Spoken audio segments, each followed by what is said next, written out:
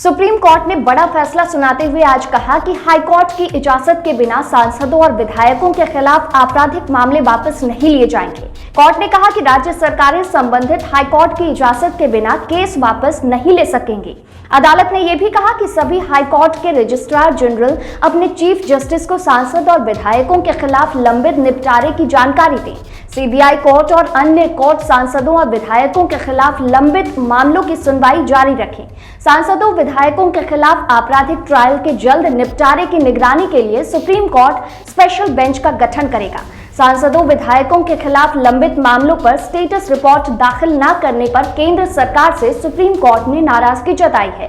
CJI N V Ramana ने कहा कि हमने शुरू में ही केंद्र से आग्रह किया था कि वो सांसदों विधायकों से संबंधित लंबित मामलों में गंभीर हो, लेकिन केंद्र सरकार की ओर से कुछ भी नहीं हुआ, कोई प्रगति नहीं हुई। ईडी की स्टेटस रिपोर्ट पेपर में छपने पर नाराजगी जताई और कहा कि आज हमने पेपर में रिपोर्ट पढ़ी, सब मीडिया को पहले से मिल जाता है, एजेंसी अदालत को कुछ भी नहीं देती। ईडी के हलफनामे भी फॉर्मेट में नहीं है और इसमें सिर्फ आरोपियों की सूची है।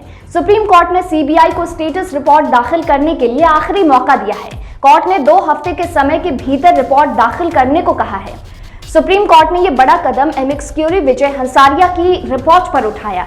दरअसल हंसारिया के रिपोर्ट के मुताबिक दिसंबर 2018 में मौजूदा और पूर्व सांसदों और विधायकों के खिलाफ लंबित आपराधिक मामलों की संख्या 4122 थी।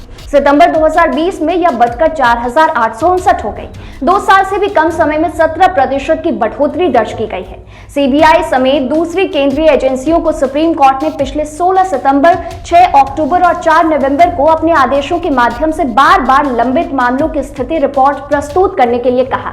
हंसारिया ने कहा कि बार-बार निर्देश देने के बावजूद ऐसी कोई रिपोर्ट नहीं दी गई है। उनके रिपोर्ट के मुताबिक यूपी सरकार मुजफ्फरनगर दंगों के आरोपी बीजेपी विधायकों के खिलाफ 76 मामले वापस लेना चाहते हैं। कर्नाटक सरकार विधायकों के खिलाफ 61 मामले को वापस लेना चाहती है। उत्तराखंड और महाराष्ट्र सरकार भी इसी तरह केस वापस लेना चाहती है। बिहार की बात करें तो एसोसिएशन फॉर डेमोक्रेटिक रिफॉर्म्स की एक रिपोर्ट के मुताबिक चुनाव में जीते 241 उम्मीदवारों के हलफनामों के विश्लेषण से पता चलता है कि 163 प्रत्याशियों ने अपने खिलाफ आपराधिक मामले दर्ज होने की घोषणा की है। एसोसिएशन फॉर डेमोक्रेटिक रिफॉर्म्स की रिपोर्ट से पता चलता है कि बिहार में दागी विधायक सबसे ज्यादा एआईएमआईएम के हैं। इनके 5 विधायक हैं, उन सभी पर आरोप है। वहीं इसके बाद कांग्रेस और सीपीआईएम के 84 और 83% विधायक दागी हैं। इसके अलावा आरजेडी के 73, बीजेपी के 64 और सबसे कम जेडीयू के 47% विधायकों पर मामला दर्ज है।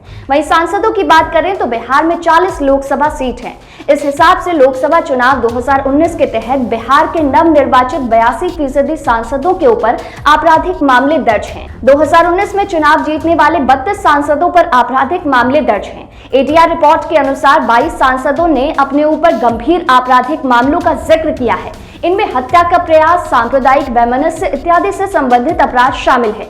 जेडीयू के 8, भाजपा के 11 और लोजपा के 3 सांसदों के ऊपर गंभीर अपराध के मामले दर्ज हैं। अभी के लिए इतना ही। आप बने रहिए इनसाइडर लाइव के साथ।